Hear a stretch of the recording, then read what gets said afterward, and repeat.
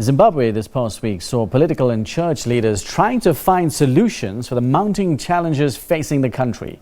On Wednesday, a national dialogue was called by President Mnangagwa that saw some opposition members attend but was snubbed by the main opposition MDC Alliance. Its President Nelson Chamisa instead attended another gathering the following day, a national leaders prayer meeting.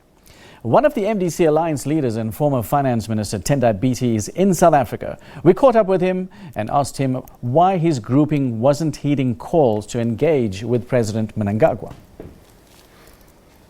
We have to acknowledge and recognize that they are now recognizing the inevitability and necessity of national dialogue.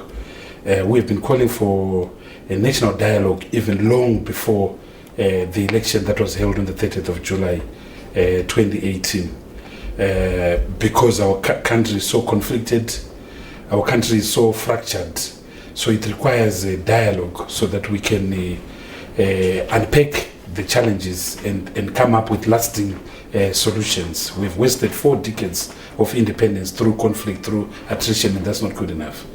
We rejected the call and the invitation to go to Mr. Mnangagwa's residence for dialogue because it wasn't genuine and there was no bona fides.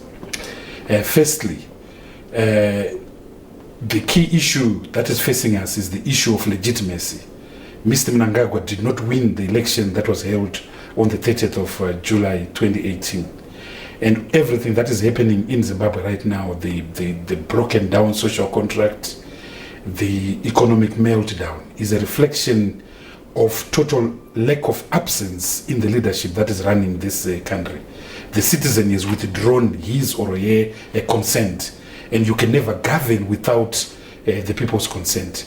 So if legitimacy is an issue, the perpetrator can therefore not call for a meeting where he's both judge and jury, where he's both player and referee. Genuine dialogue in Zimbabwe can only be facilitated by the SABC, the African Union, or the UN through an internationally recognized facilitator. Genuine dialogue can only be underwritten by international law, SADC, African Union, and the UN. And in any event, you can never have dialogue in a war zone. The military and state security agents are still rampaging the streets of Zimbabwe, the streets of Harare, Bulawayo, and so forth. People are still being beaten up. So, number one, let's create the conditions that are conducive to national dialogue. Let's send the troops back to the barracks. Number two, we have over 1,800 people that we have been arrested and were incarcerated since the 12th of July, so 12th of January 2019. Release all political prisoners to create a conducive atmosphere for national dialogue. Third, there's a concerted onslaught against the leadership of the MDC.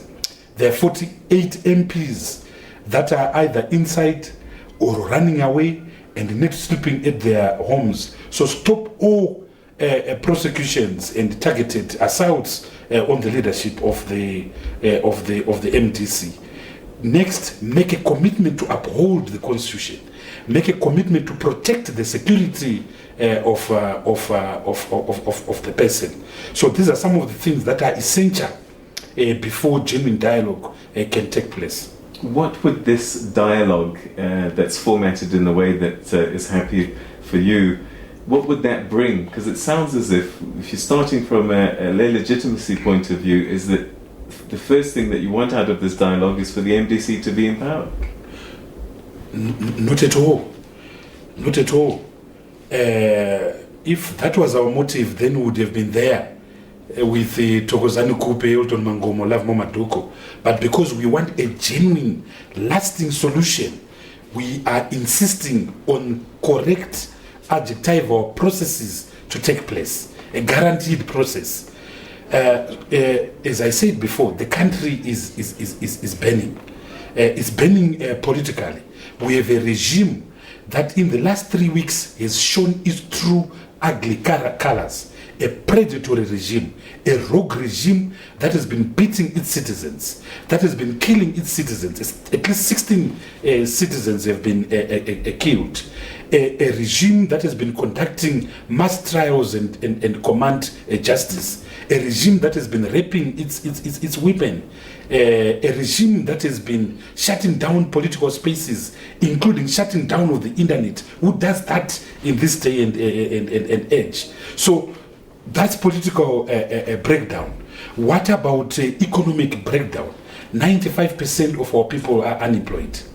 79% of our people are living in extreme poverty, surviving on less than US 35 cents a day. People survive on what we call back at home tsaona, accident, 4 leaves of vegetables, a coke of cooking fat, a plate of mealie meal. That's a meal for a day.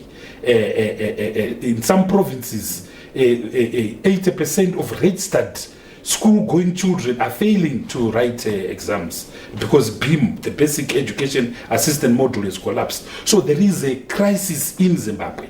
There is a broken down social contract.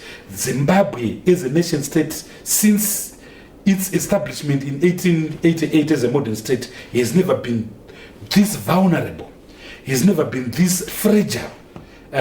In that context, we need genuine dialogue to set our country on a path of irrevocable reform and rehabilitation.